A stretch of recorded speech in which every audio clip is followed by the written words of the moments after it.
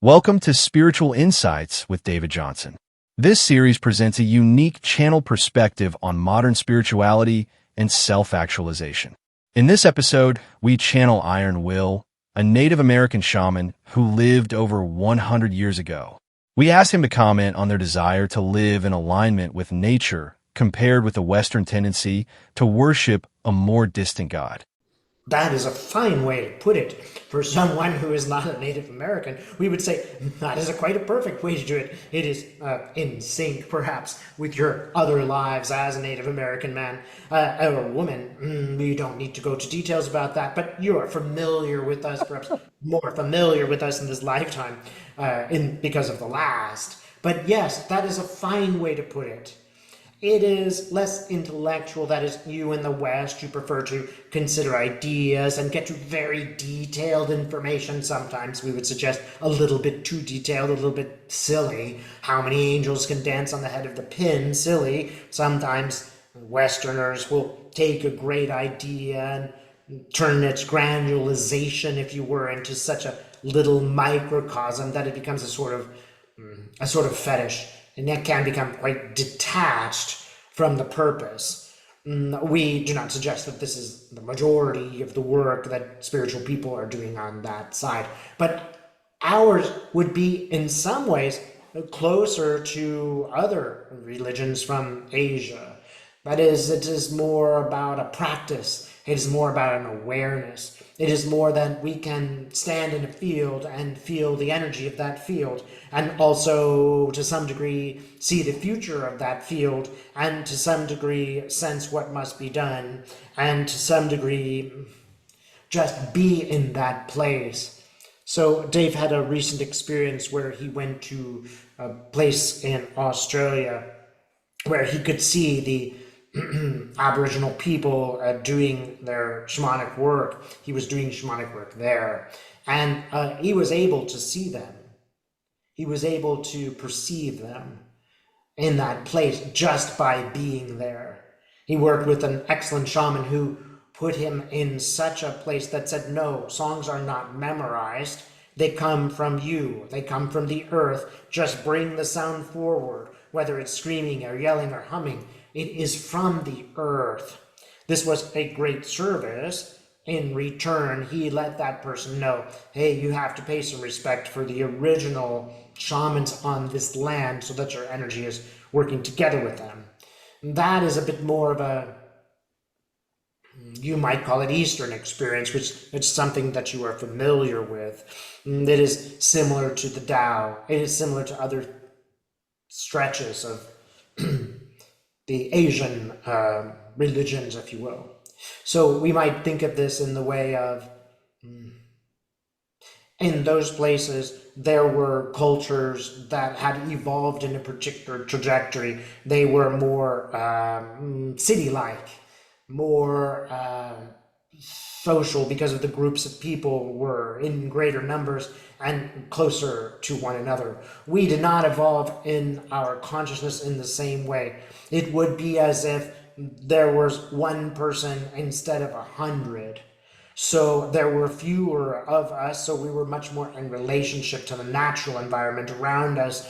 We did not necessarily feel that building some kind of culture was any kind of accomplishment at all. We did not care about that. We were far more interested in the stories, perhaps stories handed down to us, and that is our culture.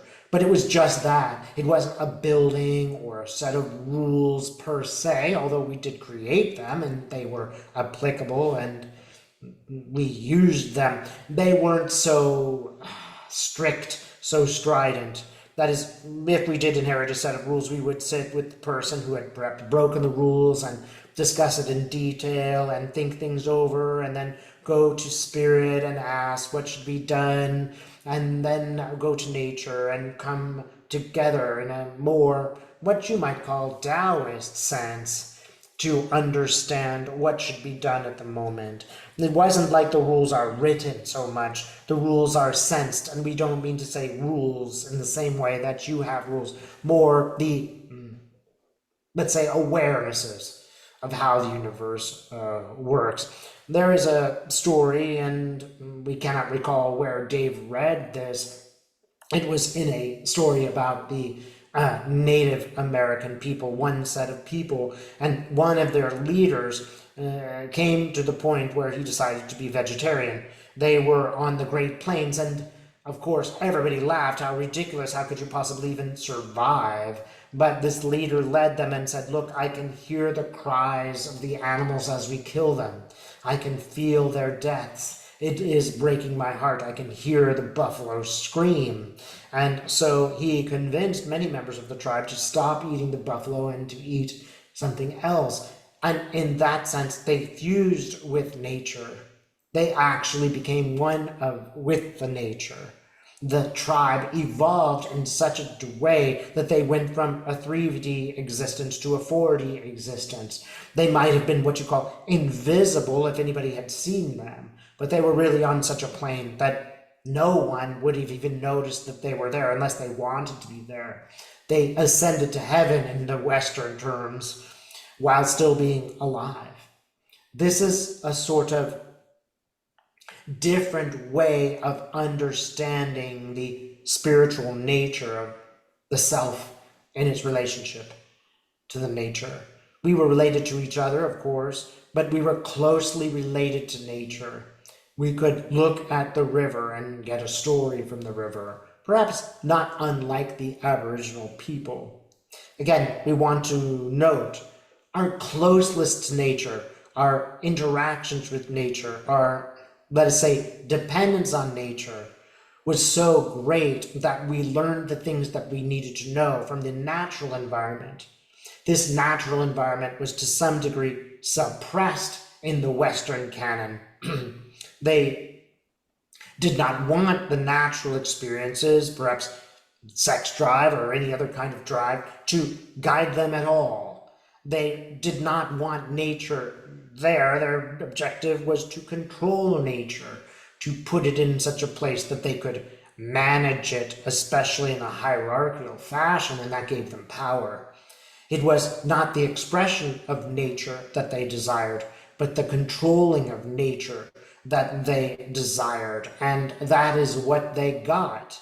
And there were great advantages to it that we did not necessarily have. The writing, the buildings, the technology, all of those things made them powerful in such a way that they were able to literally or figuratively conquer us. And of course, that way of life, it was believed that it had won. But it hasn't won really. Now you are in a time of crisis where that Western thinking has overcome us. It has overwhelmed the way that we were thinking. To some great degree, not completely, for there are many people who would prefer a more organic way of life, and they may not be in positions of power, but they are shifting things a bit. So you can see that we are still present in a way. We guide you as we are guiding Dave in this session and you. But it was more of a interaction, more of an overlapping, more simply a way of being, much like the Eastern religions that Dave mentioned before, like Buddhism. It is just being and being in relationship to something and sort of sensing, what does that mountain have to tell me? How can I have a better relationship with the woman who I share my tent with? How could I consider her better? I will go to the mountain, I will ask, and the mountain will say, well, do this, do that, listen to her more, perhaps there's something on her mind. You can be a better spouse to this woman in this way, rather than trying to control her and saying she is in this role and she will do this. We would go to the mountain and say, how can I change? How can I be a better service? How can I be in better relationship to benefit myself and others? This is why we were largely more peaceful, and why we were and are largely more, let us use the word quiet. For our laws and rules are not so known. We have rather kept them hidden because we needed to. But now is the time. Now is the time to start expressing them. The world needs us, and we need the world to hear us for it and the human race, the animals upon it, to survive.